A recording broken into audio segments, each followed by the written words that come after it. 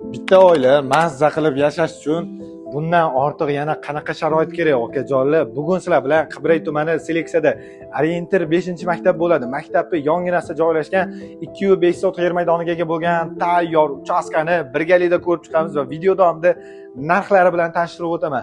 Ana endi mana ko'chalarni ko'ryapsizlarmi? Fayzli tinch mahallada yo'lli bo'yida 5-maktabni yonginasida joylashgan bo'lyapti. Kirish darvozaxona shunaqa naves ostida joylashgan bo'ladi. Avtomatik ochilib yopiluvchi darvozalarni ko'rishimiz mumkin. Bitta avtomashina bemalol sig'adi.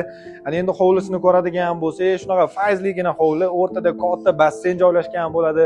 Alohida kladovka xonalarni ko'rishimiz mumkin. Letniy kuxnya va tapchani zonalar ham joylashgan bo'ladi. Ana endi ichkaridan o'zim ko'rsatib beraman. Ana endi ichkaridan ko'radigan bo'lsak, asosiy binoga kiraverish shunaqa keng, katta hol, xonalar ketma-ket joylashgan bo'ladi. Hol o'ziga oilaviy dam olish xonasi qilib qo'yishibdi.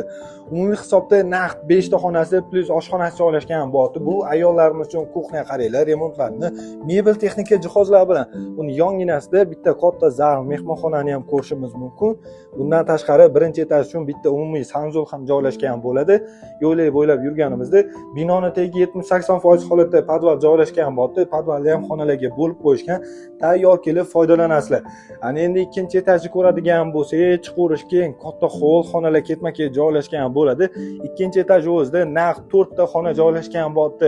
Ba'zilari ota-onalar yotoqxonasi joylashgan bo'ladi. Родительский spalniy xonasini ko'rishimiz mumkin. O'zini sanuzuli bilan birga joylashgan bo'ladi. Va alohida bolalar yotoqxonasini ham ko'rishimiz mumkin. Narxi $172 ming kelsiladigan joylar bor. Pastdagilar nomeri savdolashib olsanglar bo'ladi.